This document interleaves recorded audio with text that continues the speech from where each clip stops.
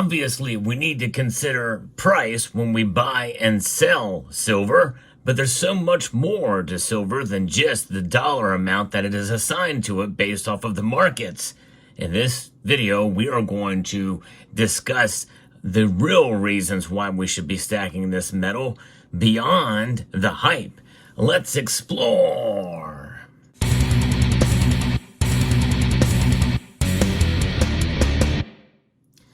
When we think of silver, well, we automatically gravitate towards what it is worth per ounce. That is what the market tells us.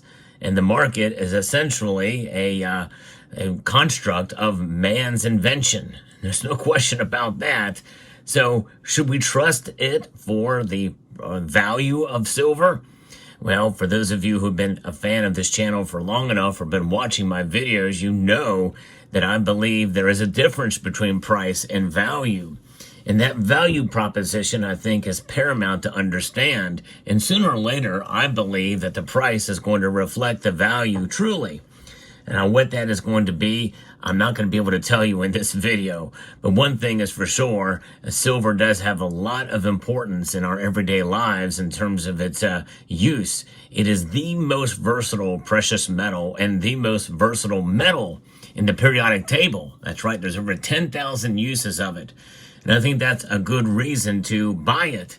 And I believe it's a good reason to buy it in physical form. But when you do buy it, which if you do make that decision to do so, you want to try to find the best value for your money, right? And that's why Summit Metals exist. They want to be able to provide that service to their customers. And they are sponsoring this channel. Now, if you do buy, make sure you shop around, but consider them and maybe add them to your list of dealers to search for the best price. They're not going to always have the best price for everything you're looking for, but more than likely, they're going to have something down the road that you're going to like and that you're going to want to stack in terms of silver and be able to provide the best deal out there. But notwithstanding, buying silver is something that you do in order to accumulate, in order to stack it. But part of the strategy of silver stacking is not buying. That's right. And I think that Summit Metals would agree with that philosophy. There's a time to buy and there's a time not to buy. And that is part of what makes silver stacking really so valuable, because in the end, it means that you're going to preserve your wealth over the long course of time, and you have to be able to strategically buy in that case. And that's utilizing dollar cost averaging and enhancing it a bit in order to make that work. So whenever you're stacking precious metals, that is something to always consider, not just with silver, but also gold. But what about silver's price that is so important to us is that our hard-earned money, which we work for, sooner or later, that money is going to be going towards buying this metal. It's a transfer of wealth, in a sense, from a fiat currency, which is designed to lose value based off of the Federal Reserve Act of 1913 and what they have been doing since then to target a 2% inflation rate, which is still inflation. In fact, even if they tighten it up to 1%, it's still inflation. Silver, in a sense, is something that is valuable above and beyond price. Therefore, it should really protect you against inflation, no matter what the percentage is. And by the way, last year it did just that. It protect us against inflation. But when you understand the silver market, and the price that's affected by it, a lot of that has to do with supply and demand fundamentals, the strength of the dollar, what the Federal Reserve is going to do in terms of lowering or raising interest rates, pivoting from one direction into another, or pausing, and the emotional response to such announcements, as well as the consumer price index, the producer price index, and other factors, including employment, unemployment numbers, and the like.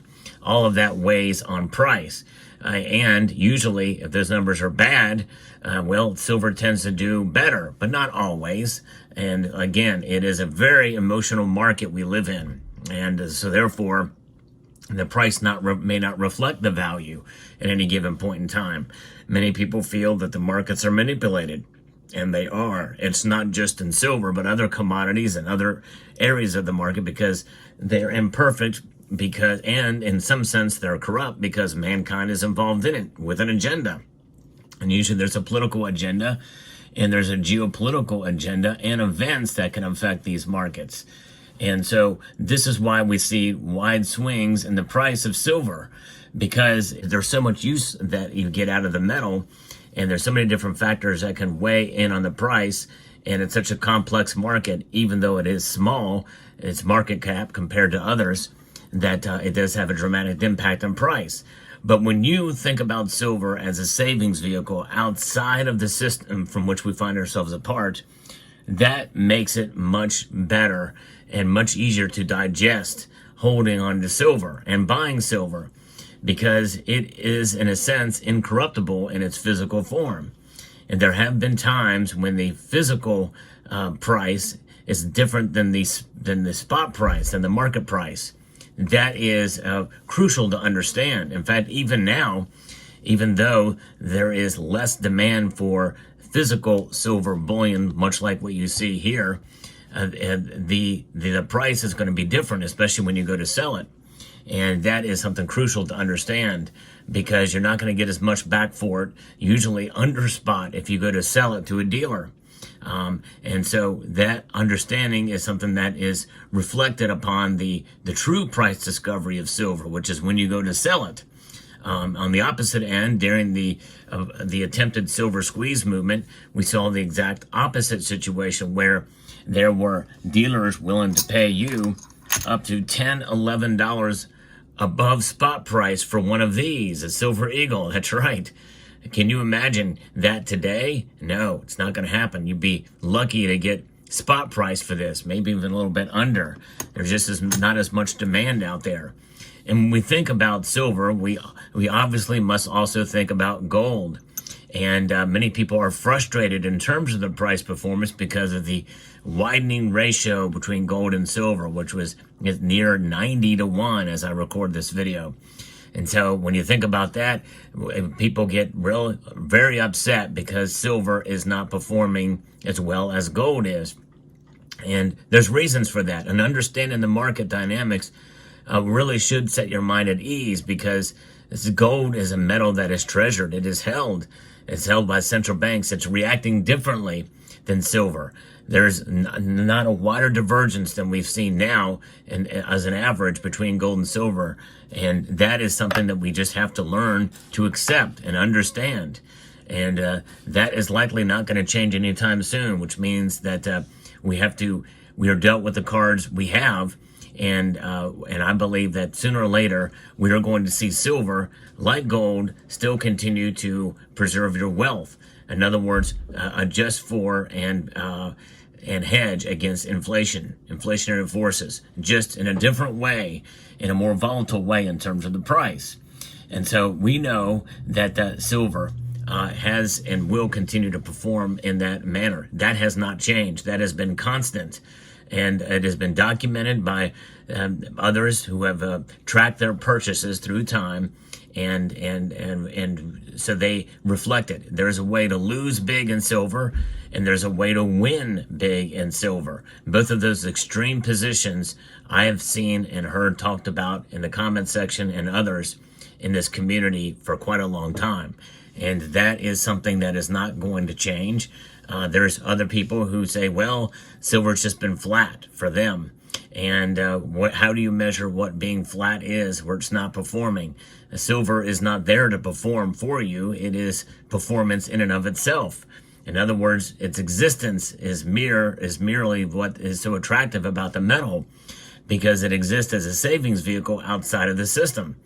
And when you see that bear out to be the case, averaged out over a long course of time, that is the proposition that silver indeed is made equal with anything else as a monetary metal, proving itself beyond the markets. And we've seen that time and time again throughout history. And, they can mine more silver. They can bring more of it into the market. But it does require a lot of energy, time, and work. And that is the ultimate check and balance against I guess this idea that silver is a losing proposition, as some people feel it is, because they measure it by price. They solely measure it by price performance, and price performance. One can make an argument, as I've stated many times, that you can pick any two dates in the history of the silver markets, and make it seem like it's a clear winner. It is the ultimate investment, and rather, in other words, you're making money on it, or you're losing money on it with two other dates as a bad investment, to where you've lost a lot of money. And I've done a video about that very subject. There's a wrong way and a right way to buy silver. And part of that means that there are times when you don't buy silver at all for a while. And I think that's a good, prudent strategy. But through all of it, the best thing to do is not very exciting to talk about, but it's hold on what you got. Hold on to what you have with your silver. Because in time, you are going to see the dividends pay off. Silver is its own dividend, if you want to think about it in that way, by its mere existence of wealth preservation. Because what do you have working against you when you buy silver? Well, whenever you buy a physical ounce of silver, you have premiums you pay for it above the spot price. And the spot price itself is an inherent risk, because it could go down from the time you buy the metal.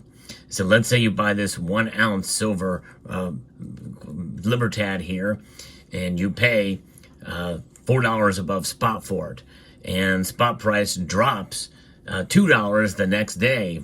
You've lost $6 right off the bat. If you could sell it for spot price, and you may not be able to sell it for spot price, you may lose another $1 if you go to sell it back to the to the coin dealer. It's that bullion dealer is not going to take a loss on a product that he thinks or she thinks that it's going to continue to fall. So there's that. Best case scenario is you buy it for $3 above spot price, maybe.